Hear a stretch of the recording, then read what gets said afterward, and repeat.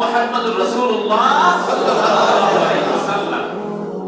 قد جاءكم رسولنا يبين لكم قد جاءكم رسولنا يبين على فترة من الرسل।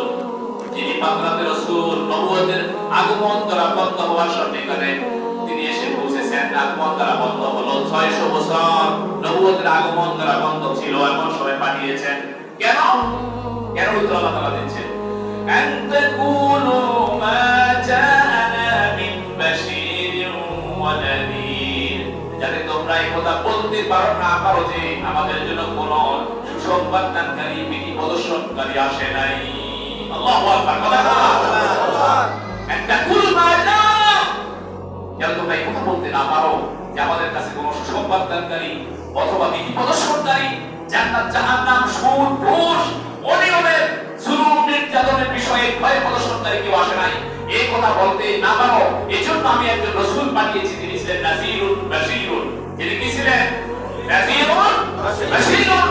তিনি ছিলেন বিধি প্রদর্শনকারী, জান্নাত জাহান্নাম সম্পর্কে জুলুম নির্যাতন সুদ ঘুষ এগুলি বর্তমান করলে যে ভীতি আছে, তিনি ছিলেন নাযীর বিধি প্রদর্শনকারী। অপরপক্ষে যদি তুমি ইসলাম মানো, নবীকে নবী হিসেবে মানো, তিনি হচ্ছেন সুসংবাদ দানকারী। কিসের বলেন তো? জান্নাতের। কথা বলেন কিসের? জান্নাতের সুসংবাদ দানকারী। সুবহানাল্লাহ বলেন। সুবহানাল্লাহ।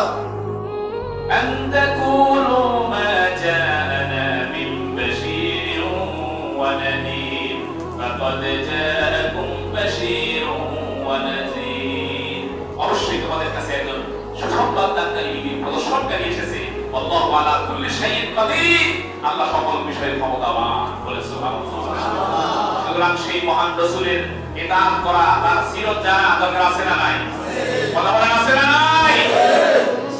এই চারটি ক্রম তাফসীর কিতাবে তাহকিকাত উলামায়ে কিরাম উল্লেখ করেছেন যে নবী চারটি এই কারণে নবী আমাদের কাছে সেটা আমরা পেয়েছি। আলহামদুলিল্লাহ বলেন। একটা হচ্ছে হযরত ইব্রাহিম আলাইহিস সালামের দোয়া। দুই নাম্বার, সমস্ত নবী আলাইহিস সালাম থেকে অঙ্গীকার দিয়েছেন যে একজন নবী আসবে। কখন আসবেন আল্লাহ তাআলা আমাদের মাঝে পৌঁছে দিয়েছেন। আলহামদুলিল্লাহ বলেন। ঈসা আলাইহিস সালামের সুসংবাদ ছিল। চার নাম্বার, আল্লাহ তাআলা গাওয়ার মানুষের পক্ষ থেকে বাঁচার জন্য কিয়ামতে কষ্ট করে বলবেন, ঘোষণা যে আল্লাহ আমাদের কাছে তো কোনো নবী আসে নাই, রাসূল আসে নাই, আমাদেরকে তিনি শিক্ষা দেয় নাই, বক্তব্য শিক্ষা দেয় নাই, কোরআন শিক্ষা দেয় নাই, এই কথা